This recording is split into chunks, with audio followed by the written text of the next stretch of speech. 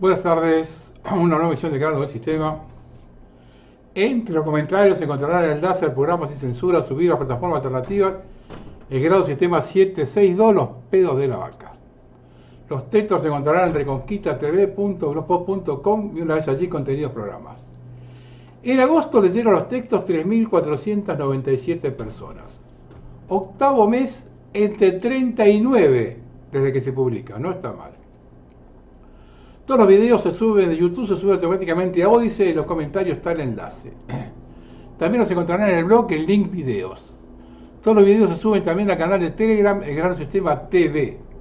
Los que colaboran con el programa solo pueden hacerlo por el Banco Provincia. En el canal de Telegram, el Gran Sistema TV, se van a encontrar el programa desgranado en bloques para aquellos que quieren compartir videos más breves. Quiero agradecer a los que colaboraron para mi operación, que fueron bastantes y bien. Le explico cortito cómo es el tema, porque a mí me gustan las cosas claras. La operación es la pierna, abrirla así. Entonces la operación complicada, con mucho sangrado y un postoperatorio lento. Complicado. La alternativa, y acá viene la cosa, que yo no sé si es un curro del hospital porque PAMI le paga atrasado, si es un curro de los médicos porque le pagan poco y le tienen congelados los sueldos. El tema es que para evitar esa operación se puede hacer con láser. Y la quiebra del láser cuesta $500. Ese es el currito por el cual uno tiene que entrar ahí.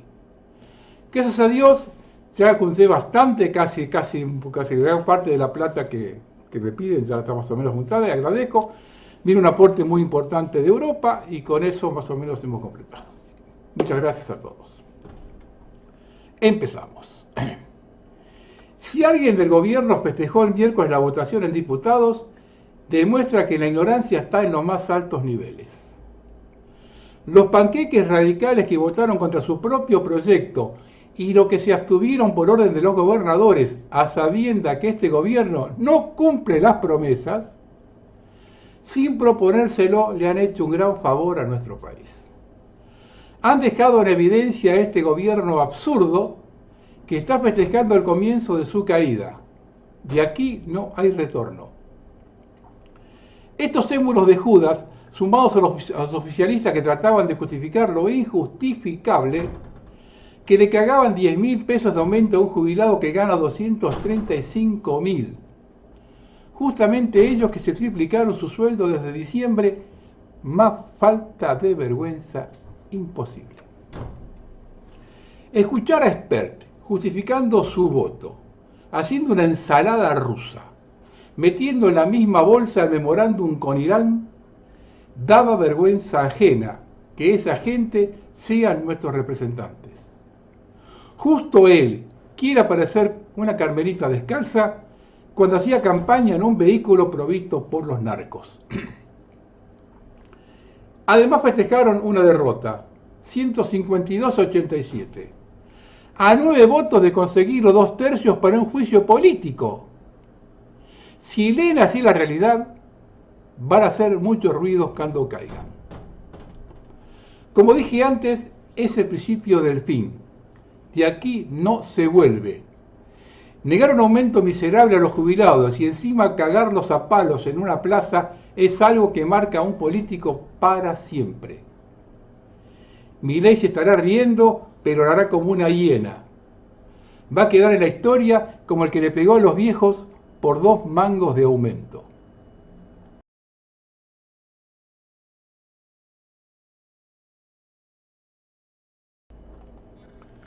Ese será su karma. Tanto él como los que no apoyaron ya no podrán salir a la calle, como los diputados que el miércoles pedían custodia para salir del Congreso. Todos estarán bajo la sospecha de la corrupción, nunca fue tan evidente. Los que se dieron vuelta no podrán sacársela de encima, por más que no sea cierto. Tampoco el presidente que vino a cambiar las cosas y procede con más desfachatez que lo que critica. Esa marca no se la saca más, es un tatuaje que llevarán por vida. Ahora sí, quedó confirmado que esto se dirime en la calle y a los tiros. Y para ello colocaron al frente una montonera que sabe muy bien lo que es alzarse contra la Constitución. Porque la misma prohíbe la represión a los niños. Y el miércoles agasaron a una niña de 10 años. Y ya apareció el coro de alcahuetes que acusa a la madre. Pero se callan la boca cuando en pandemia los que hoy están en el gobierno salían a protestar cortando las calles y con sus hijos. Curiosa la doble vara.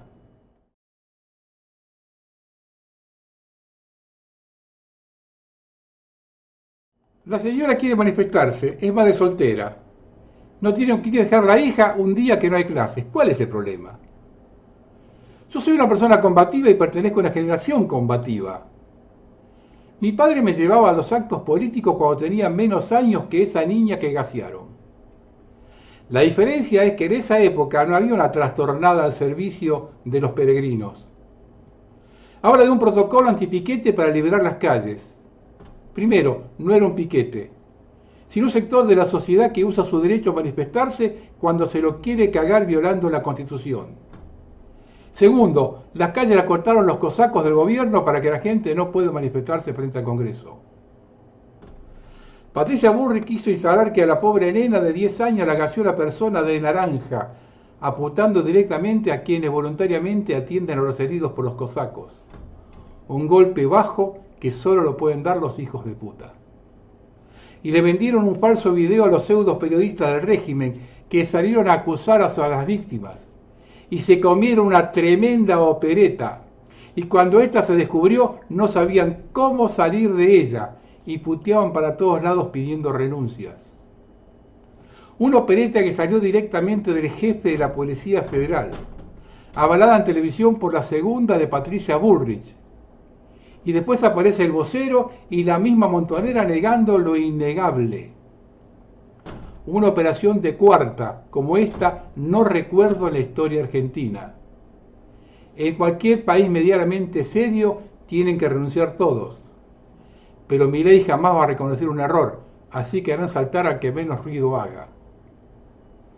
Escuchar a algunos voceros del régimen tratar de justificar la represión a los jubilados llama la atención.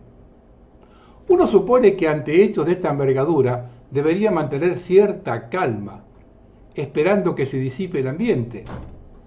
Pero no, justifican lo injustificable.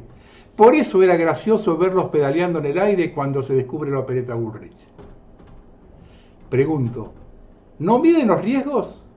¿Piensan que Milei está sólido como hace 9 meses?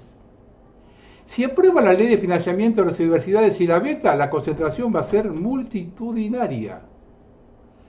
¿No miden las consecuencias que una caída abrupta de Milei los arrastra a todos? ¿No se dan cuenta o es tan grande el sobre que no tienen cómo salir? Tiene una audiencia cagada por el odio que les banca todo, pero esa audiencia, cuando hay que poner las bolas arriba de la mesa, arruga como el mejor. ¿No se acuerdan que en una manifestación contra Cristina en Plaza de Mayo apareció Delía con 100 personas y en 10 minutos vaciaron la plaza? Y a la hora de reprimir a quienes reclamaban por 10.000 pesos lo hacían tirando balas de goma, las cuales el costo de 10 cartuchos es igual a una jubilación mínima. Y gaseando con gas pimienta MK9, cuyo costo por unidad es 211.200 pesos. A ser mal parido se suma la total falta de vergüenza. También se denunció que en la vereda del Banco Nación, en Callao y Bartolomé Mitre, se encontraba un contenedor con piedras, cuando no había ninguna obra en construcción cercana. Tal cual aconteció en diciembre de 2017, cuando arrojaron 12 toneladas de piedras que habían sido estratégicamente distribuidas alrededor de la plaza, tal como lo croniqué en el programa de esa fecha. Pero lo peor, lo que anticipa la catástrofe, se vio en el rostro de esos policías que se reían mientras reprimían, o ese otro que ante los reclamos de una jubilada le respondió: "Cállate, cuca". Lo siento por ustedes, muchachos. Cuando esto se desmadre y los políticos logren rajarse, no doy 5 centavos por ustedes. Y para ello ya se están preparando los 6 compañeros de Patricia Bullrich para hacer el trabajo sucio. ¿Volvieron los montoneros? Escucha este audio. Ustedes, nuestra responsabilidad es honrar la vida de los que la dieron. Totalmente. Honrar la vida de los 30.000. Y honrar la vida de los 30.000 implica también honrar la vida de los pibes de hoy. Pareciera que cuando gente como yo decimos, cuidado, organicémonos, somos pasivos. Les quiero decir que yo no soy pasivo, que soy combativo, no por el logo, sino porque mi manera de serlo lo fui siempre, de pibe y de viejo. Pero de ninguna manera voy a llevar a nadie a que salga primero que yo. Mis compañeros y yo vamos a salir en el momento que lo decidamos y que se dé la correlación de fuerza que está pronta a darse. Vamos a salir primero y serán los grupos de choque los que estarán en primera línea. Serán algunos dirigentes y fuerzas políticas y sociales en segunda línea y serán todas las personas que ustedes mencionaban los que estarán en tercera línea, porque deberán ser protegidos. Claro. Mis compañeros, algunos son jóvenes y yo no quiero que salgan porque son padres de familia con hijos menores de edad. Ninguno de ellos va a salir conmigo. Esa protección también. Ninguno. Claro. Nosotros vamos a salir, compañeros. Pero si algo tenemos nosotros que parece frío, que parece técnico, es insistir en la cuestión de organizarse. Y organizarse aún a nivel humano. Célula, 3, 5, cara a cara, amigos confiables de siempre. Juntarse con otros grupos de la misma. Y seremos así una masividad en distintas líneas que podremos hacer frente a una dictadura como la que estamos sufriendo. Esto es dictadura, no tengo la menor duda, pero que no podemos subestimar y que no podemos de ninguna manera encarar sin tener muy clara la situación, la correlación de fuerza y mucho menos las armas con las que ellos están jugando, que son letales. Totalmente. Más con y acá no es una cuestión de jóvenes. Claro, yo tengo 65 pirulos, digamos, soy viejo, pero digamos tampoco me va a llevar puesto ningún canita pedorro de estos como los que vi hoy, y a mis compañeros tampoco, claramente. Sabemos cómo actuar con ellos, pero tampoco vamos a llevar a nadie a que pueda ser reprimido de manera ejemplificadora, porque somos pocos. Hay que juntar masividad. Y esto es una cuestión muy simple. Tiene 2.500 años de historia. Sun Tzu. Si estás 2-1, atacalo. 5-1, 10-1, rodealo. Nosotros tenemos que estar 10-1 para que sea político y que no sea una represión simple y fácil para ellos. Porque acá no vamos a voltear un gobierno que es una dictadura y un régimen y que está bancada por poderes reales muy pesados, saliendo a inmolarnos. Yo no tengo ninguna gana, ninguna idea, ninguna voluntad de que haya mártires, de que las personas y los compañeros y compañeras se inmolen. Sí tengo la idea, y va a llegar en algún momento más temprano que tarde la voluntad, de salir a imponer, a vencer, a luchar, pero a vencer, con posibilidades de vencer a un régimen, ni siquiera a un gobierno, porque esto es algo requiera a un gobierno, porque esto es algo raro. Esto es distinto a todo lo que hemos vivido anteriormente, pero tiene un tufillo, un déjà vu, algo similar al 75, 77, 80. Lo que ustedes mencionaban en el plano económico social tiene un tufillo 89, 90, 2001, 2002, pero no dejemos de saber qué hay atrás de estos estúpidos usados, que son psicópatas y sociópatas, muchos de ellos. Y encarpetados otros idiotas también, ¿no? Que por eso lo pueden manejar así. Exactamente, pero los que están atrás saben lo que están haciendo. Esto ya lo vivimos, esto ya lo sabemos, tiene otro formato. no es el formato de las 3A y la CNU de la década del 70 y del 80, no es eso, pero por ahí anda. Es un estado de contrainsurgencia, por eso tienen armamento de guerra como el que están usando, disfrazado de gas pimienta. No es gas pimienta, es otra cosa. Tenemos cierta ventaja. Argentina tiene historia, Argentina tiene memoria, Argentina tiene militancia y Argentina tiene pelotas. Tal cual. Cuando hablo de Argentina, hablo del campo nacional y popular y hablo de nosotros. Pelotas tenemos, cabeza también, no nos vamos a regalar. Más temprano que tarde vamos a salir. No está garantizado el éxito, la historia está abierta. Esto es duro, pero les quiero decir que hay esperanza, pero no en elecciones, no en políticas públicas. Hay esperanza en la voluntad de sectores populares, revolucionarios, con ganas de dar pelea, que están empezando a organizarse. Todavía no está la masa crítica necesaria, pero va a estar.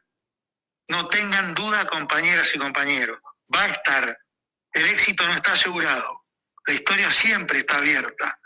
Pero lo que no tenemos que hacer es salir temprano, antes o después. Montonero, a mí me lo dijo Perdía, conductor de la conducción de Montoneros, falleció el año pasado. Llegamos tarde a la cita con la historia. Ah, sí, te acordás. Montoneros eran muy jóvenes y Perón era muy viejo. Había caído Allende por pinochetazo en Chile y el imperio atacaba. Y bueno, las 3A y la CNU y el comando y etcétera. Llegar temprano también puede ser suicida. Pero esto está tomando forma. El tiempo político ya está. Yo en febrero, marzo, abril, incluso en mayo, incluso en tu espacio, Alejandro, y en otros espacios de compañeros, decía antes que era el tiempo social, pero aún no era el tiempo político. Ahora no tengo duda, es el tiempo político desde hace unas semanas atrás, es el tiempo político, y cuando es el tiempo político en Argentina, también que se agarren los gorilas. Abrazo, compañeras y compañeros. Abrazo.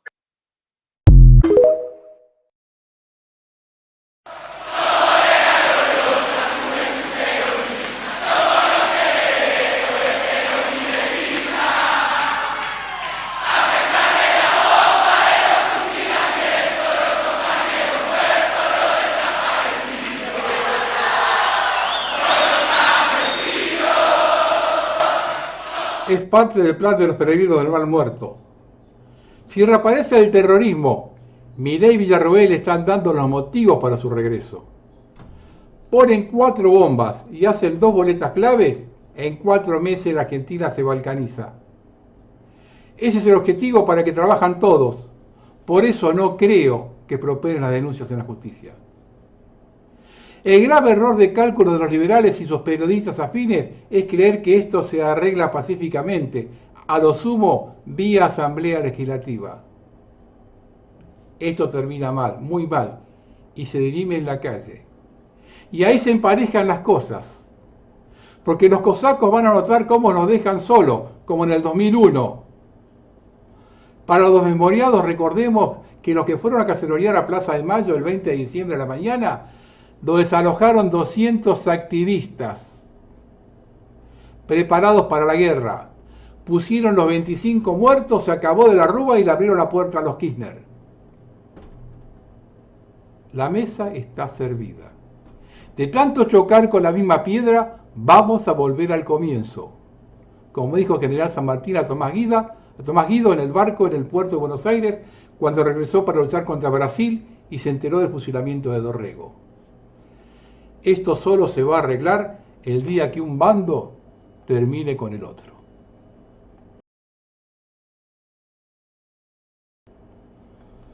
Recorriendo los alrededores del Congreso el miércoles pasado, todo estaba ocupado por los móviles de la Fuerza de Seguridad, que iban a la guerra contra los jubilados que protestan porque no les saquen un aumento del 3% de su escandaloso magro sueldo.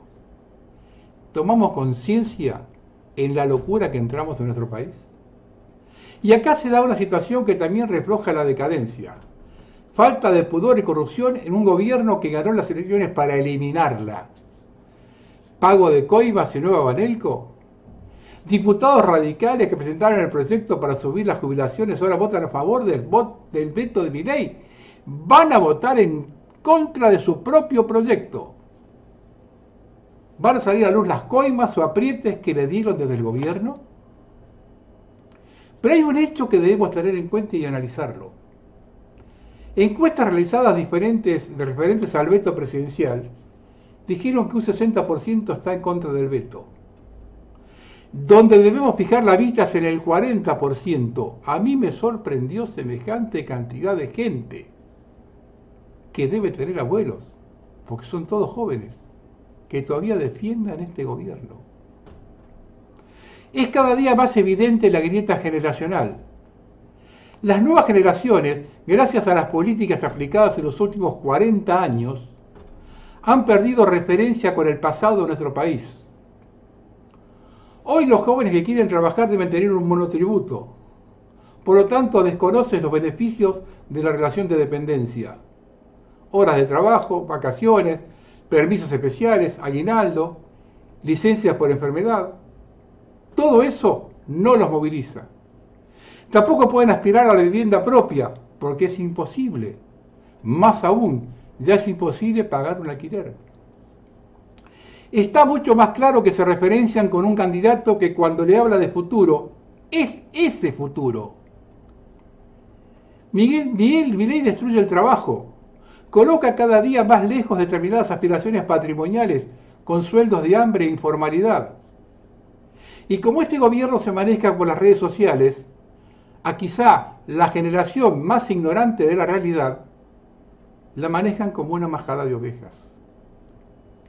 Yo tengo contacto con mucha gente y puedo hacer ciertas evaluaciones.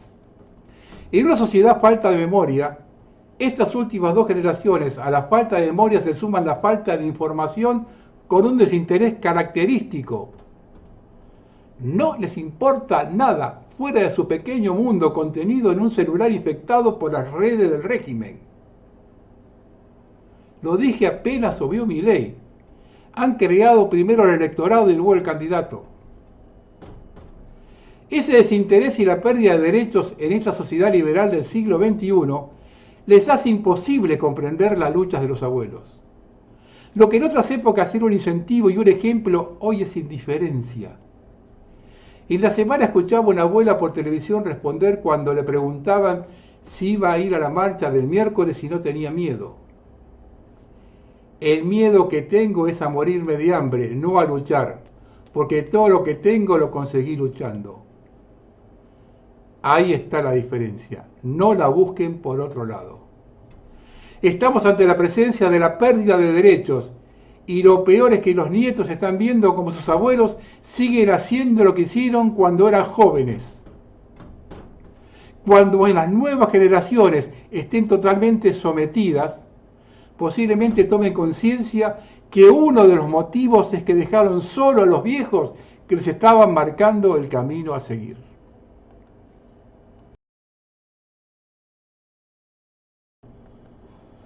Con la abrumadora mayoría en el Senado aprobando el nuevo presupuesto universitario y el rechazo al dinero de la CIDE, ¿qué va a hacer el gobierno? Pues vetarlo.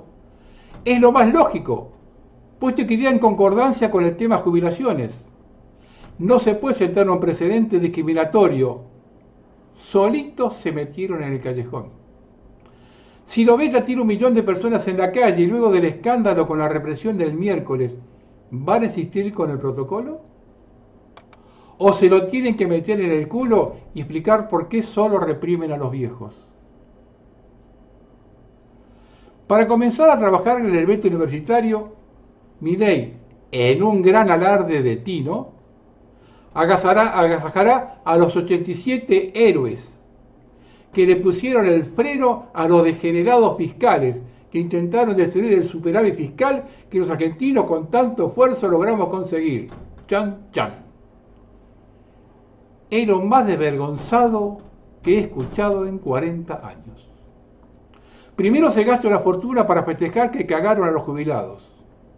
Segundo, pone en evidencia que esos héroes se venden por una tira de asado. Ni los que entregaron el país, con Martínez Dios a la cabeza, seguidos por Menem Cavallo o los Macris, fueron tan desvergonzados. Es cierto que vino a cambiar las cosas. Nadie se atrevió a tanto. Sintetizando, no hay plata para los jubilados, pero sí para los que los cagaron. Y con el tema de los fondos de la CIDE, donde ya se gastaron el 80%, ¿cómo hacen para devolverlo? ¿Se van a hacer los distraídos y dejar que se judicialice y luego no dar bola a la justicia? ¿Han tomado nota que los 2/3 del Congreso están a la vuelta de la esquina? Y respecto a esto, si piensan que en una asamblea legislativa están convencidos que Villarruel puede seguir con el proyecto, con el repudio de una buena parte de la sociedad por su vinculación con los militares del proceso. Y si no es ella, ¿dónde está el que pueda hacerse cargo con las ideas correspondientes para sacar el país adelante de semejante atolladero? Y que no esté atado al pasado y cuente con el respaldo necesario en medio de semejante grieta. ¿Quién tiene ideas nuevas en un país manejado por los peregrinos del Mar Muerto y su propia agenda? Mal que les pese, la única que puede hacerle frente a Milei es Cristina Fernández. ¿Todavía no se dan cuenta de la maniobra del régimen? Potenciar la grieta para llevarnos a un enfrentamiento entre argentinos, porque ambos son peregrinos del Mar Muerto. Hoy más que nunca dependemos de Dios y del sentido de pertenencia que parte de la sociedad aún tiene. Nos dirigimos a la batalla final. O salimos definitivamente o consolidamos la decadencia que nos lleva a la desaparición. No hay una tercera opción.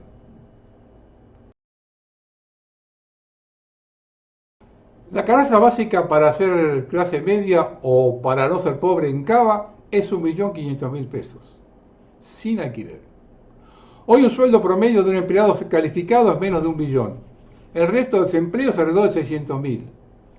Es imposible que pueda seguir así un gobierno y una sociedad que es indiferente. Es más que evidente que este gobierno vino a reventar a más de la mitad de la población. Es lo mismo que están haciendo los peregrinos del Mar Muerto allá, pero fuego lento. Cansado de decirlo, vienen por la tierra y la quieren vacía. Vean lo que pasa en Santa Cruz, donde ganó Milei con el 58% de los votos. Desesperados por la factura de luz impagas. Yo ya gasté todo, ¿no? ¿Cómo hago para pagar 100?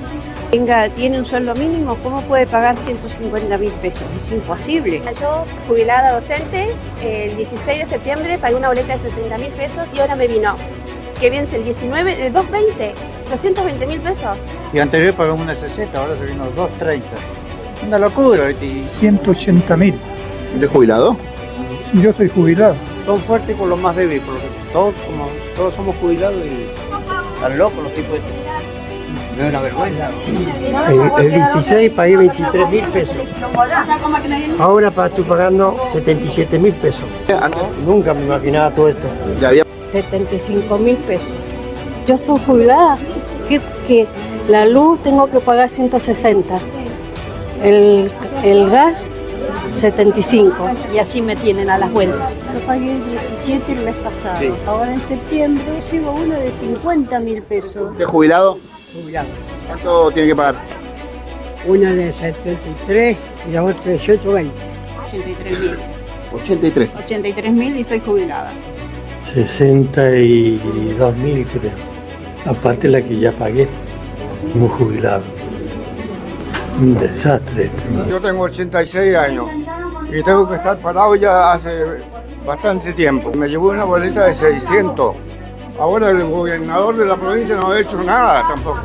Ha repartido pasto para las estancias A nosotros no nos aumentaron el 200% la jubilación. Estamos parias, estamos solos, esa es la realidad. Me están arrancando la cabeza. ¿Qué? ¿Cómo se soluciona ahora si siguen cobran 30 meses otra vez? ¿Qué pide para boleto? Una de 40 y casi 50 y la otra de 127. Dejaron abandonado a la gente de Santa Cruz. 212.000 pesos con 2 calefactores. No postea un cambio. Tanto provincial como nacional. Tal cual. Lamentablemente estoy desilusionada. La verdad, desilusionada. Sabemos, sí, la última vez que vine dice que el que no pueda pagar el gas, que vuelva al carbón. Y ahora me llega este aviso. ¿Creen que es casualidad que en la Patagonia, de donde viene gran parte de la energía del país, tengan esas tarifas? ¿Cuánto va a pasar hasta que alguien levante las banderas de la independencia? No hay ninguna duda que el plan prohibido de nombrar está en marcha. El embajador argentino en Israel se ha instalado de facto en Jerusalén. Este compromiso incumple la ley 14.025 y contradice una resolución de la ONU. La conducta del señor Alex Banich pone en peligro los apoyos a la causa Malvinas. Por otro lado, nos encontramos con un jefe de gobierno que, además de tener uno de los apellidos más siniestros del país, hizo su campaña política en quizá el municipio más rico del conurbano. Por lo tanto, no le van a entrar nunca en la cabeza la problemática de una ciudad cosmopolita. Estamos cansados de decir que donde se retira el Estado lo cubren los narcos. Milei está destrozando la economía, duplicó la indigencia, desde que llegó tiene el 80% del país con problemas económicos. Jorge Macri, en lugar de morigerar la situación económica, la complica más.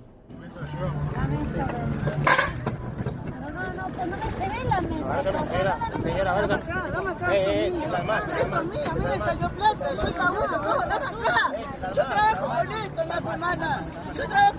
la semana, dámelo, yo trabajo con esto en la semana, me estoy pagando mis estudios. Yo no laburo para pagar mis estudios, no para...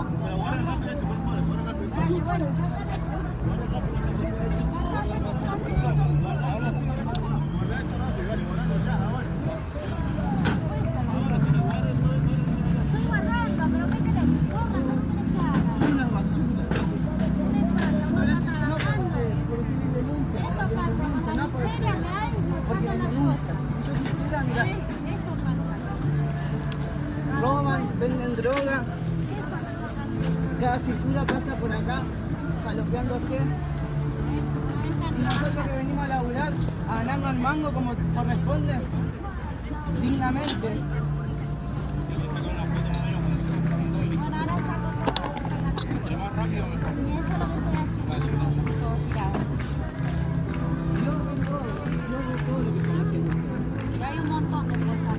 Pero cuidar de más.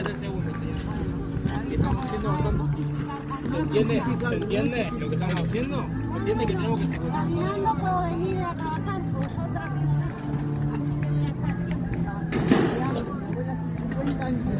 Mi mamá hace 40 años que trabaja, hace 5 años que trabaja acá.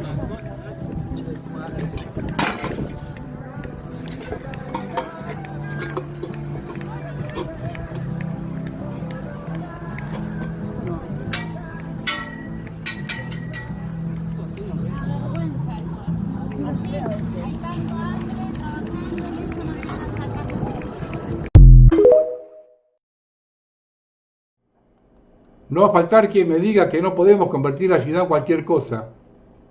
Le respondo, ¿quién destruyó el trabajo?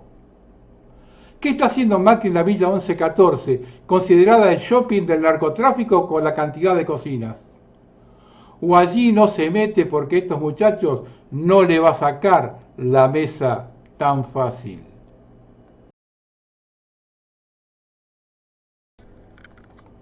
Acusa al senador Abdala que también enfrenta denuncia por afiliar muertos en La Libertad Avanza. También aparecieron otras situaciones fraudulentas de personas que no consintieron o no estaban al tanto que habían sido afiliados a La Libertad Avanza.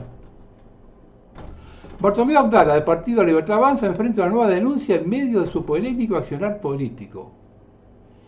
El legislador de San Luis ya había admitido que parte de sus asesores del Senado trabajan para su campaña a gobernador. Ahora sumó una acusación más grave, afiliar personas fallecidas a su partido en su provincia. Diego Balzano, presidente de Libertad Avanza del departamento de Junín, presentó la denuncia judicial contra Abdala en 2022. La denuncia incluye la afiliación de al menos 450 personas fallecidas y además de otros adherentes que no prestaron su consentimiento. Balzano fue contundente al calificar al senador: estamos ante una asociación ilícita que opera en el ámbito electoral provincial y a cuya cabeza se encuentra el señor Bartolomé Abdala, autor intelectual e indudablemente principal beneficiario de la misma. ¿No era que venían a terminar con estas cosas?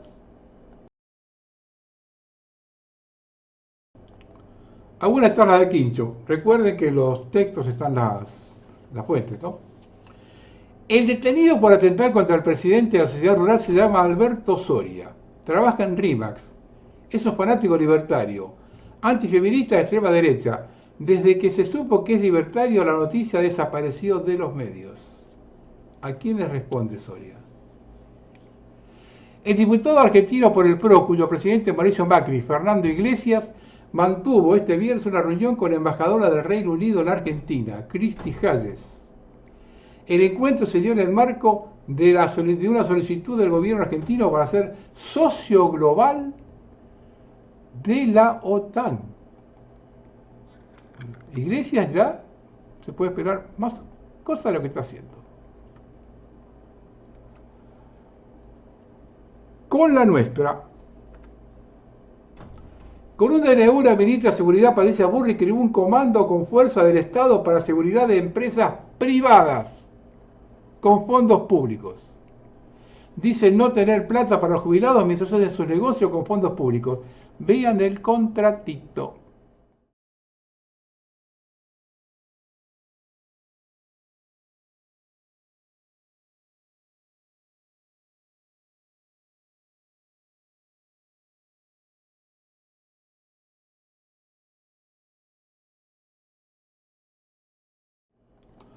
Otra opereta que se cae. La denunciante de Espinosa, Melody Rakaskuskas, insistió en abrir una instancia de mediación civil pidiendo dinero. Espinosa rechazó la mediación y cae la causa falsa. No existió ningún delito. Johnny Viale volvió a operar en favor del gobierno, pero ahora le salió mal y tuvo que pedir disculpas. Un sábado a la noche fue Viale y toda su familia a cenar con Milei. Así se preparan las operaciones. Estos son los 5 traidores radicales que hoy con la Banelco compró Milei para que voten en contra de los jubilados. Luis Picat de Córdoba, Pablo Servi de Neuquén, Martín Arjol de Misiones, Mariano Campero de Tucumán y Federico Tournier de Corrientes.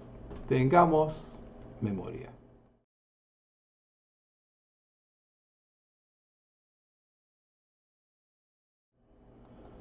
Mientras festeja que le saca plata a los jubilados, Milei produce su propia serie con plata del Estado.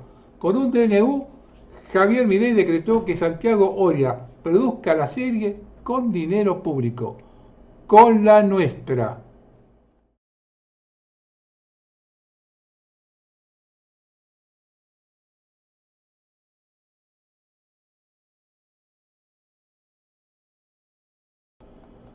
Más de 230 despedidos confirman el final del reactor Carem, un desarrollo que iba a ser vanguardia en todo el continente. Una explicación es que quiere destruir el país. Siempre se supo, pero no lo quisieron ver. Otra es que el actual gobierno sigue instrucciones de empresas extranjeras que compiten contra la Argentina en proyectos como el Carem y demás empresas, con el objetivo de ser ellos los primeros en alcanzar estos avances y de someternos a ser colonia a perpetuidad. Argentina estaba a vanguardia, por encima de Estados Unidos y de Corea del Sur, en la construcción de este tipo de reactores. Bueno, vamos a nuestro bloque de historia. Este tema de la revolución inconclusa tiene muchas aristas.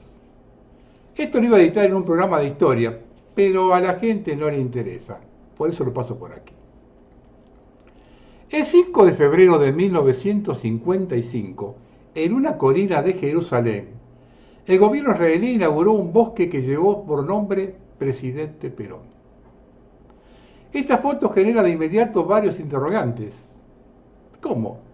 ¿Perón no era un fascista de simpatías nazis y recibió un homenaje en Israel? ¿El peronismo no está alineado efectiva y lógicamente tras la causa palestina? Quienes leen la historia y la política de forma binaria, buenos y malos, blanco o negro, y no hacen el esfuerzo de visualizar los contextos y la hermenéutica de cada momento histórico, difícilmente pueden encontrar interpretaciones y respuestas para la realidad humana, que es siempre compleja. Hoy en nuestro país está instalado el debate sobre los derechos de los pueblos originarios. Los judíos reclaman sus derechos originarios por haber sido expulsados de su tierra, Jerusalén, por primera vez en el año 722 a.C., o sea, hace 2600 años. Judíos y árabes convivían desde siempre en Palestina. Al finalizar la Segunda Guerra Mundial, con los ecos del Holocausto, se acentuó la migración judía a ese territorio que está bajo el control británico. En noviembre de 1947, las Naciones Unidas votaron una resolución aprobando la partición de Palestina en dos estados, uno árabe y otro judío. Al día siguiente de esa votación se desató una guerra entre ambas comunidades que perdura hasta hoy. El 14 de mayo de 1948 los británicos retiraron sus últimos soldados y nació formalmente el Estado de Israel. Esa misma noche el ejército egipcio invadió el territorio palestino. El 16 de mayo Estados Unidos reconoció al Estado de Israel y al día siguiente llegó el reconocimiento de la Unión Soviética. La que Israel llama la Guerra de la Independencia duró hasta 1949. En la imagen internacional, un pequeño y naciente país lograba resistir y derrotar a un poderoso y bien equipado ejército árabe. El 14 de febrero de 1949, cuando todavía la guerra no estaba definida, Argentina fue uno de los primeros países de Sudamérica en reconocer el Estado de Israel. En 1947, las Naciones Unidas empezaron a debatir el problema de Palestina y el plan de partición de la zona en un Estado árabe y otro judío. La Argentina se abstuvo en la votación luego de una lucha entre dos sectores de su diplomacia. El canciller Juan Atilio Bramuglia, que venía del socialismo, y Enrique Corominas, número 2 de la delegación argentina, apoyaban la partición de Palestina y la futura creación de Israel. Pero el jefe de la delegación, José Arce, que había tenido militancia en el sector conservador y defendía ideas bastante reaccionarias respecto a los judíos, se opuso fuertemente. El resultado fue la abstención. Ese mismo año, 1949, Evita, a través de la Fundación Eva Perón, envió barcos con ropa, comida y remedios para las poblaciones de los Mabarot, los barrios precarios, donde los contingentes de inmigrantes judíos de toda Europa vivían durante los primeros tiempos al llegar a Israel. Años después, la ex ministra de Israel, Golda Meir, relató: visité Buenos Aires en abril de 1951, como ministra de Trabajo, cuando fui recibida por Eva Perón. Gran cantidad de público se dio cita cada vez que yo me dirigía a los estadios argentinos, como en una parte de Buenos Aires. Me abracé con Eva Perón por la labor realizada a favor del Estado de Israel. Argentina fue uno de los pocos países que brindaron ayuda humanitaria durante la Guerra de la Independencia israelí. Hasta el día de hoy pueden verse en algunos kibbutz muebles, implementos agrícolas, frazadas y sábanas con el sello de la Fundación Eva Perón. ¿Por qué la causa judía pesa más que la causa palestina?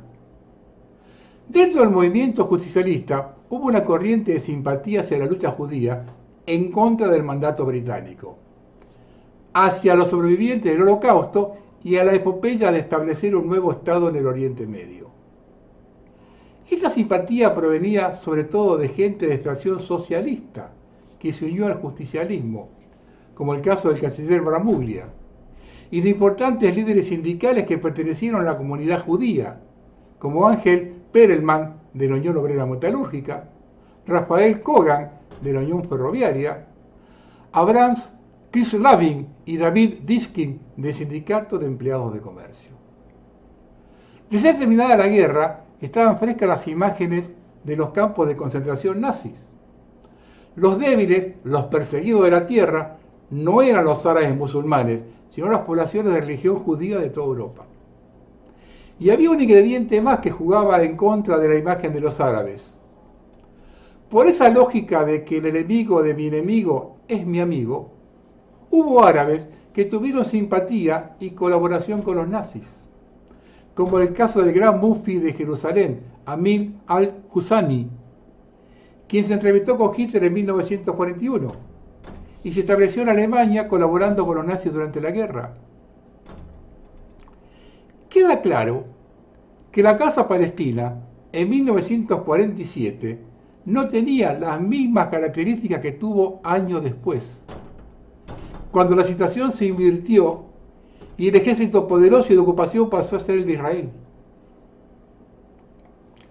Por supuesto que dentro del peronismo también había corrientes de origen nacionalista, que Perón denominaba piantavotos, que profesaban un hondo antisemitismo. En especial un sector de aliados del peronismo, la Alianza Libertadora Nacionalista, por el cual pasaron muchos que en los años 70 terminaron militando en la izquierda. En el libro Historia del Peronismo, dice Evita, podemos tomar, por ejemplo, al pueblo judío como una expresión de pueblo. El pueblo judío, que estuvo 2000 años disperso por el mundo, ha logrado orgánicamente con una conciencia tan adentrada de pueblo que ha conseguido el milagro de formar nuevamente su país en la tierra de la que fue arrojado hace 2000 años. Eso es lo que permanece cuando los hombres luchan organizados con conciencia y con personalidad de pueblo. Ese es un ejemplo muy interesante. En agosto de 1948, Evita expresó: en nuestro país los únicos que han hecho separatismo de clases y de religiones han sido los representantes de la oligarquía. Los causantes del antisemitismo fueron los gobernantes que envenenaron al pueblo con teorías falsas, hasta que llegó con Perón la hora de proclamar que todos somos iguales. El 2 de marzo de 1949, cuando todavía se libraba la llamada Guerra de la Independencia, la Organización Israelita Argentina, OIA, realizó un acto en el Salón Les Ambassadeurs de Buenos Aires. En su discurso, Perón dijo: sean mis primeras palabras para rendir un homenaje argentino al noble pueblo de Israel y a la naciente nación que los representa. Y recordando las palabras de nuestro himno, podemos repetir que nace a la faz de la tierra una nueva y gloriosa nación. Somos un pueblo nuevo, nacimos a concierto de naciones civilizadas hace apenas un siglo. Vuestra raza representa el milenario pueblo hebreo que, arrojado de su tierra por un destino injusto, vagó 2000 años por todas las latitudes de la tierra, dando el ejemplo a la humanidad de lo que valen los valores morales de una raza que supo sobrevivir a los tiempos y a las adversidades. Por eso festejamos el advenimiento de vuestra nación lejana y lo hacemos no solamente como el alumbramiento de una nueva aurora para el pueblo de Israel, sino de una paz que ha de comenzar a reinar en el Medio Oriente para felicidad de judíos y árabes. Paz que ha de llenarnos de satisfacción a nosotros, que somos un pueblo comprensivo y pacífico, que no cree en otras conquistas que la del saber y del trabajo. Como jefe de Estado argentino, hago votos fervientes porque las relaciones entre nuestros países, nacidas al influjo de iguales sentimientos de paz, fraternidad, de comprensión y de trabajo, puedan confundirse en el devenir de los siglos, para que esas dos banderas de idénticos colores marquen con sus fajas las paralelas de la eternidad por una amistad sincera y leal entre los dos pueblos.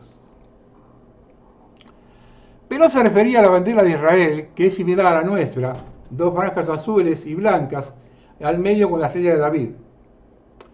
Esos colores no tienen nada que ver con la idea de Belgrano. Su diseño recuerda a Talit, el manto de oración judía, que es de color blanco con franjas azules. Recordemos que en la campaña electoral de la Unión Democrática, alianza de conservadores, radicales, socialistas y comunistas, se basó en acusar a Perón y al peronismo de nazi fascista, cosa que algunos nostálgicos de izquierda y derecha todavía repiten. Mal que les pese a algunos amigos radicales, el único pogrom contra los judíos se dio en el gobierno de Irigoyen, en enero de 1919, la llamada Semana Trágica. Junto a la represión de los obreros de los talleres Bacela, jóvenes de la oligarquía organizados por la Liga Patriótica, atacaron el barrio de Once, produciendo destrucción y numerosas víctimas. Con el fin de contrarrestar esas acusaciones de antisemitismo al gobierno peronista, un grupo de simpatizantes peronistas de religión judía decidieron crear la OIA, Organización Israelita Argentina, que competía con la DAIA, que en esa época ya estaba cooptada por el sector gorila. Entre los fundadores de la OIA estuvieron Suger Metraj, Abraham Krislavin, Samuel Rosenstein, Elías Sojit y Pablo Manguel, quien sería designado por Perón primer embajador argentino en Israel. En su discurso en la OIA, Perón dijo: se ha mencionado hace breves momentos la inclusión en nuestra Constitución reformada de una cláusula de su artículo 26 que establece que en esta tierra no se admiten divisiones raciales. Pero, señores, quiero hacer justicia a la verdad. La inclusión de esta cláusula la debemos a la iniciativa de la OIA, quien por intermedio de su presidente, el amigo Baktrak, hizo llegar la feliz iniciativa. Las razones de política interna y exterior en el apoyo a Israel, además de la genuina simpatía por la gesta del pueblo judío, existieron razones de política interna y política exterior que se deben tomar en cuenta. La comunidad de religión judía en Argentina en los años 40 era muy numerosa, se calculan 350.000 habitantes, con poder económico y de influencia en la opinión pública. Entonces es lógico que el gobierno buscase contrarrestar la mendaz campaña opositora. Pero además, la opinión de la comunidad judía local impactaba sobre la comunidad judía de Estados Unidos. La neutralidad argentina durante la Segunda Guerra Mundial, decretada en su inicio por el presidente conservador y abogado de empresas británicas Marcelino Ortiz, se mantuvo hasta casi la rendición de Alemania en 1945. Inglaterra, no explícitamente, acompañó la neutralidad argentina, porque eso permitía que nuestros buques se les siguieran abasteciendo de carne, cereales y otras materias primas. Al finalizar la guerra, la nueva potencia mundial era Estados Unidos, y su visión respecto a la neutralidad argentina era muy dura. Los acuerdos de Yalta marcaron una brusca división del mundo entre el bloque soviético y el bloque occidental, dominado por Estados Unidos. Sin que nadie nos pregunte dónde queríamos estar, nuestro lugar fue en el bloque occidental. Perón pregonaba su idea de no alineamiento, tercera posición internacional e integración sudamericana. Pero en 1946-49 eran solo ideas, propuestas a futuro, que no tenían gobiernos en países concretos donde afirmarse. Van a pasar muchos años hasta que surgieran gobiernos y líderes que intentaran ponerlas en práctica. Por lo tanto, en ese momento histórico, más allá de la retórica, el gobierno peronista necesitaba bajar la hostilidad norteamericana hacia nuestro país.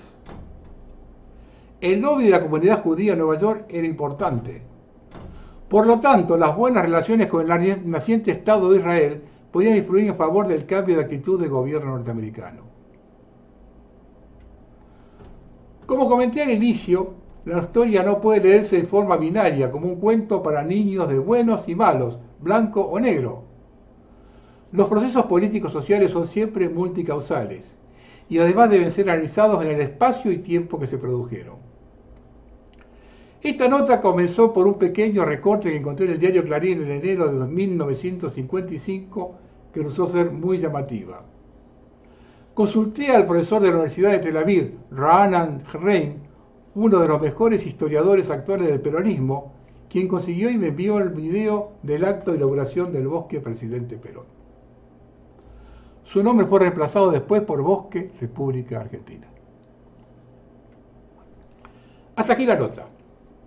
Se entiende ahora por qué dirigentes actuales como Guillermo Moreno y César Biondini promueven la integración del peronismo al sionismo. Pero hay algo que revisar en la historia. Mientras acontecía todo lo que se desarrolla en la nota, Adolfo Hitler vivía en Argentina. De ese tema ocupé un programa entero, el último que grabé en TV1 en diciembre de 2014. Además, un par de años después, grabé otro donde comenté que durante el viaje de Eva Perón a Europa en 1947, luego de sus estadas protocolares en España, Italia y Francia, se reúne con Suiza, con dirigentes nazis en el exilio, donde se arregló la llegada de dinero y profesionales de ese país al nuestro, y el reparto de pasaportes argentinos a ex dirigentes nazis por medio del Vaticano. Esa dualidad de arreglar con ambas partes del mostrador, a sabiendas que ambas partes conocían la presencia de la otra, es el debate pendiente acerca de la Segunda Guerra Mundial en general y el peronismo en particular. Por cosas como esta es que sostengo que el justicialismo es una revolución inconclusa. Ante determinadas circunstancias después de la Segunda Guerra, el régimen global da aire a Perón para contrarrestar el avance soviético. Y se fue de manos con un movimiento nacional que fue cortado en 1955 y al que Perón no opuso resistencia. Perón en su regreso no buscó restaurarlo. Esa apuesta nacional la tomó Isabelita, que era nacionalista, pero la conjura militar marxista lo impidió. Eso está adormecido, se nota en el ambiente, es la cuenta pendiente argentina por la que luchó desde 1806. El día que alguien interprete la realidad social de este pueblo, seremos lo que debemos ser.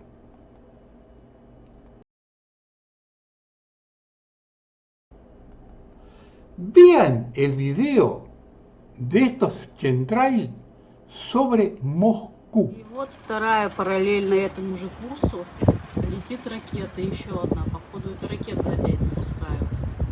Но так не видно. Вот она ползет. Короче, кого-то херачит. Что-то совсем на следы от самолета не похоже. Смотри, какие черные следы. И траектория такая интересная. Крест-накрест.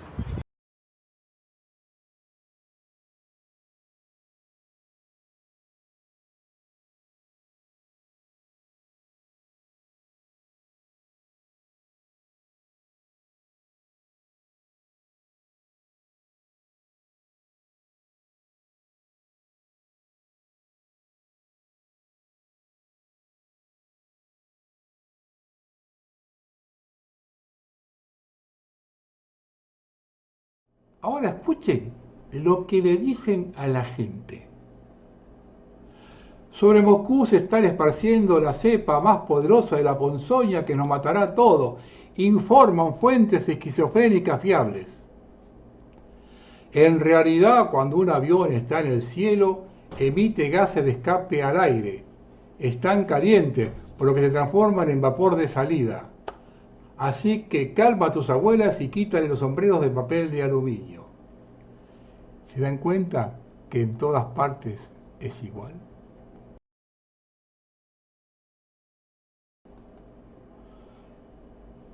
Vean 3 videos cortitos de la contaminación en Mar del Plata. En el fondo, aquí en el fondo podemos ver aceite en el agua. Viene aceite con el agua. Estos son residuos industriales. Residuos industriales. El agua tiene olor. Viene agua con aceite. El área industrial del puerto. Aquí lo maneja toda la mugre y la basura el consorcio portuario de Mar del Plata. O sea, Raberta y Kicillof. Mirá, después te piden que separes la basura. Te hablan de la ley de medio ambiente, son unos tataranietos de fruta todos. Los jueces también, porque en realidad, si acá hubiera una ley, hay ratas, hay un olor podrido enorme. Si acá hubiera ley, esto no ocurriría. Pero ¿qué es lo que pasa? A todos los ladrones, estos, de la zona industrial del puerto, la justicia no llega, porque de ellos les debe llegar algo que hace que miren para otro lado. Las penas ambientales son de 3 a 10 años. Hace 10 años que hice la denuncia por la contaminación del dragado apoyado en pruebas científicas. En 10 años me llamaron 2 veces a declarar a los presidentes y los directores del consorcio, que son los que tendrían que estar presos porque siguen contaminando y robándose la plata que pagamos todos por el dragado de Mar del Plata, no los llamaron jamás. Esa es la justicia que tenemos. De ahí nos roban con el apoyo de los jueces. Chau. Ahora vean lo que pasa en Mendoza. Lamentablemente teníamos razón. Acaban de encontrar residuos y pasivos ambientales petroleros, un derrame petrolero en un lugar productivo de la tercera zona de riego del río Mendoza. La petrolera debería haber sido controlada, primero por la ministra de Ambiente de la provincia, pero formaba parte del directorio hasta hace muy poco, y si no lo hubiésemos denunciado, seguiría haciéndolo. Y Superintendente General de Irrigación sabía de esto y no hicieron nada. Gracias a los productores y a la inspección de cauce se dio a conocer y hay una denuncia penal. No pueden controlar una industria que vemos aquí, cerca. Imagínense cómo van a controlar a una minera en el medio de la cordillera de los Andes. Vamos a dar una vuelta por Europa. Empecemos por Bélgica.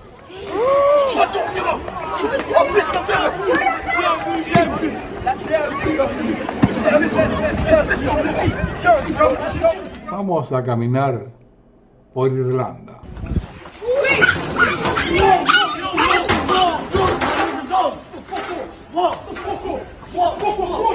Oh my God!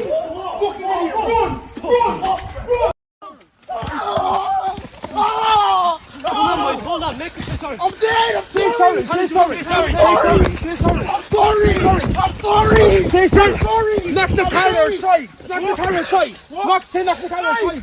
Say knock the car aside. Say knock the car aside. Say knock the car aside. No. Say knock the car aside. No. Es tu visca. Say the visca.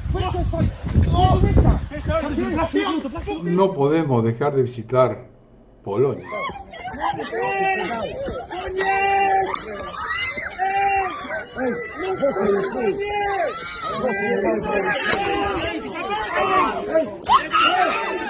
Oh, kurwa.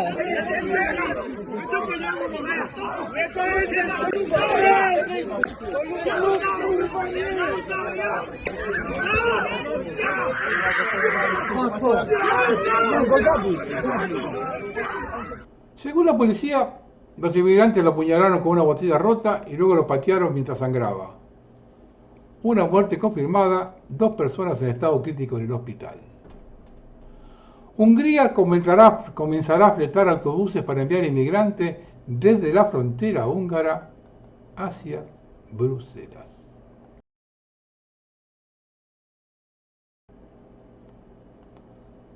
Sigamos con el tema de los chemtrails. ¿Qué tiene que ver? Se estarán preguntando. Vuelvo a explicarles que este posteo breve de qué se trata. Pues ya me borraron anteriores publicaciones viejas que hablé de lo mismo. Las nubes viajeras que producen los incendios llevan una carga importante de carbono activo que se va depositando sobre las nubes existentes previamente difuminadas por los chemtrails. Estas fumigaciones recientes traen una importante carga de grafeno, que ya se pueden ver cuando fumigan, en donde se desplaza una segunda estela negra por debajo de la habitual ya blanca. Esto sucede por cuestión de densidades, donde los polímeros que sostienen a las fumigaciones ceden para dejar una segunda estela inferior con este nanomaterial rociado. Ahora les explico nuevamente lo importante en todo este asunto y que le da sentido a lo que están haciendo y ya anunciándolo en los noticiosos, quema mentes como lluvia negra. El óxido de grafeno posee mucha carga positiva electrosensible y acopla de manera exacta con el carbono activado con carga negativa. por tener casi la misma estructura, formando una unidad apta para viajar en el torrente sanguíneo sin ser rechazado y desechado por el organismo. Ahí está la gran trampa, en la que caen muchos creyentes de científicos oficiales y repetidoras, en donde se dice y realmente se sabe de que el carbón activado es rechazado por el organismo y por eso es expulsado, junto con todo lo que junta a su paso con su carga negativa. El truco que encontraron los controladores es insospechadamente genial, pues así obtienen antenas vivas, sin necesidad de ponzoñas cargadas de las cantidades necesarias de óxido de grafeno para lograr su cometido. Los incendios provienen de carbón activo a las fumigaciones grafenadas que se vienen. Atenti a evitarlas, sobre todo las primeras precipitaciones, en donde cae toda la mayor carga. Incendios de Córdoba. Durante la semana pasada se produjeron 2 grandes incendios en la Reserva Natural La Calera, propiedad del Ejército Argentino, que obligaron a un gran despliegue para extinguirlo. Según publicó el periodista Andy Ferreira en el diario Perfil, las investigaciones judiciales sobre el origen de los incendios apuntarían a la negligencia por parte de autoridades del Tercer Cuerpo de Ejército. Los bomberos que declararon a la Fiscalía señalan que habían advertido sobre la peligrosidad que implicaba realizar prácticas de tiro y ejercicios en condiciones climáticas de riesgo extremo por altas temperaturas, sequías y vientos. El fuego del día 28 comenzó en la zona conocida como Quebrada de la Cancha, lugar donde se realizaban los ejercicios. En ese lugar, en el mes de abril, se habían realizado obras desde bomberos y el ente metropolitano para evitar que se extiendan los incendios habituales en la zona. El fuego se habría iniciado por prácticas de tiro al blanco que se realizaron fuera de esa zona. Por efecto del viento se expandió rápidamente el incendio. En su nota, Ferreira señala que las autoridades habían sido advertidas sobre el riesgo extremo de incendios en el sector para que respetaran pautas y recomendaciones. Fuimos a evaluar el lugar y les dijimos, saquen los blancos de acá y tiren en otro lado porque van a hacer cagadas. 2 días después se incendió todo el sector. Fueron negligentes contra un bombero. Las imágenes del incendio se podían ver desde los edificios de la capital cordobesa y obligaron al cierre de la autopista que la conecta con Villa Carlos Paz, afectando a gran cantidad de flora y fauna nativa y acercándose a zonas pobladas. Como si fuera poco, luego de apagado el primer incendio, el ejército volvió a realizar ejercicios militares en condiciones climáticas similares. En este caso el fuego se originó en la mezquita, que es donde se realizan ejercicios de paracaidismo. Allí aparentemente, según las declaraciones de la Fiscalía y las Fiscalías que investigan los hechos, los militares tuvieron la brillante idea de prender bengalas de humo para marcar el fin de los ejercicios. La zona de la mezquita es la más cercana a barrios poblados de Córdoba y de La Calera. De hecho, algunos vecinos del barrio privado La Cuesta de La Calera se autoevacuaron porque las llamas se acercaban a sus domicilios. Este fuego también obligó al cierre de una ruta y de comercios. 4 bomberos fueron hospitalizados, 2 de ellos de gravedad, aunque ya se encuentran fuera de peligro. Según mediciones realizadas por la Comisión Nacional de Actividades Espaciales a través de su unidad de emergencia y alertas tempranas, las hectáreas quemadas estarían llegando a las 5.000, de un total de 11.000 que posee la Reserva Propiedad del Ejército. Se trata de una reserva natural protegida, donde está prohibido el uso de las tierras para actividades productivas o loteos residenciales. Según declaraciones a Perfil por parte de uno de los bomberos que participó en la lucha contra el incendio, el personal de las Fuerzas Armadas no colabora en adecuar sus prácticas a la medida de seguridad por los riesgos ambientales que tenemos. No modifican ningún tipo de conducta. Están jugando a la guerra y estas son las consecuencias.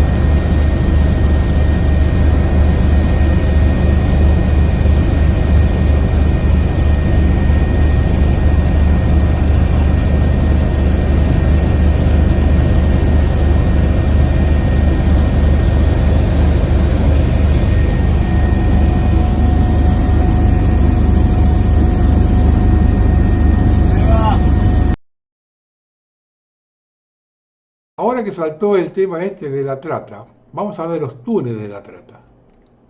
Se han expuesto túneles debajo de la mansión Playboy que conectan con las agencias siniestras y de élite de Hollywood. La mansión Playboy ha sido durante mucho tiempo un símbolo de indulgencia y exceso, pero la verdad enterrada debajo de su glamour es mucho más oscura. ¿Qué pasaría si te dijera que esta mansión es más que un patio de recreo para ricos y famosos? Revelaciones recientes exponen túneles ocultos que conectan la mansión con las casas de la élite de Hollywood, la CIA y el Mossad. Una red de secretos demasiado impactante para que la corriente principal lo admita. Esa es una historia que no quieren que escuches, una historia de espionaje, manipulación y oscuridad inimaginable. La mansión Playboy no solo organizaba fiestas, era una fachada para algo mucho más insidioso. La CIA y el Mossad estaban llevando a cabo operaciones encubiertas justo debajo de la superficie, utilizando la mansión como centro. Estos túneles no eran por conveniencia, sino que se usaban para mover información, contrabando y cosas peores. Personas. ¿Trata de personas? Absolutamente. Los túneles incluso conectan con el Museo Getty, otro semillero de operaciones secretas. Los rumores de reuniones alimentadas con adrenocromo y la explotación de los vulnerables han circulado durante años. Pero esto está más allá de los rumores. La mansión fue un trampolín hacia lugares aún más oscuros, islas donde ocurrió lo impensable. Gente como Bill Clinton y Hunter Biden frecuentaban esos lugares. Orgías, chantajes, explotación infantil. Esto no es conspiración. Esto está sucediendo. Y harán cualquier cosa para mantenerlo oculto. Pedro Watt no es solo un rumor. Es el corazón de una industria siniestra donde los niños actores son explotados, donde las élites anhelan el adrenocromo cosechado de víctimas torturadas. Sí, eso es correcto. Esta no es una fantasía salvaje. Estas élites se han vuelto adictas a la oscuridad que alimenta su poder. Se esconden a plena vista y la mansión Playboy fue la tapadera perfecta para sus juegos enfermizos. La élite, desde estrellas de Hollywood hasta políticos, participó en los actos más depravados. Y ahora, a medida que la verdad comienza a filtrarse, están luchando por cubrir sus huellas. Estamos mirando hacia abajo el barril de corrupción a diferencia de todo lo que hemos visto antes. La gente en el poder está aterrorizada de que su juego haya terminado y tienen razón sin tener miedo. Depende de nosotros arrojar luz sobre su maldad. La mansión Playboy fue solo el comienzo. Es un símbolo del imperio retorcido que han construido en las sombras.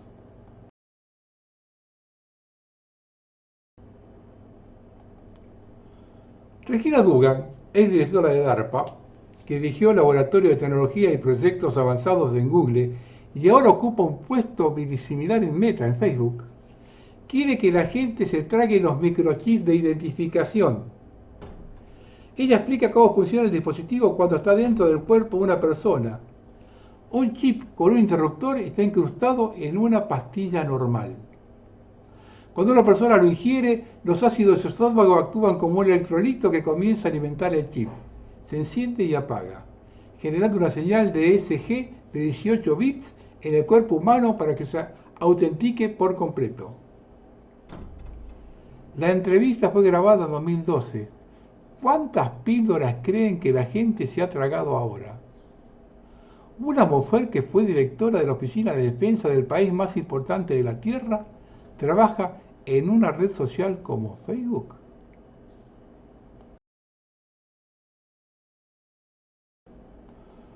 Una postilla de un siglo maravilloso, una sola chiquita.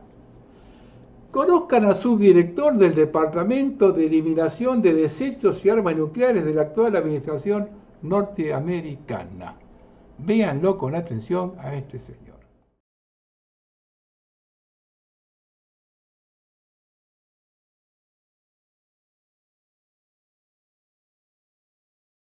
Largo, pero bueno, qué sé yo, no se puede sacar nada.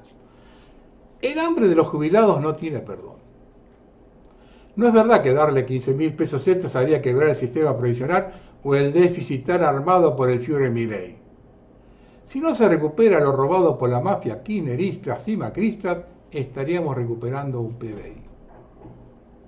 Si sacáramos a tantos asesores inútiles e hiciéramos una reforma profunda en el Congreso, si en lugar de privatizar o regalar al mejor postor nuestras empresas, fuésemos más inteligentes en establecer alianzas con otros países, como por ejemplo, dar a Polonia la inútil mina de carbón a cambio de construir los ferrocarriles en la Patagonia, tal cual lo ofrecieron en 2003 y que Kirchner no le dio pelota. Reitero, si nos manejásemos con inteligencia y sentido común, no habría necesidad de matar de hambre al jubilado o quitarle los descuentos del PAMI. Esto es totalitarismo de derecha.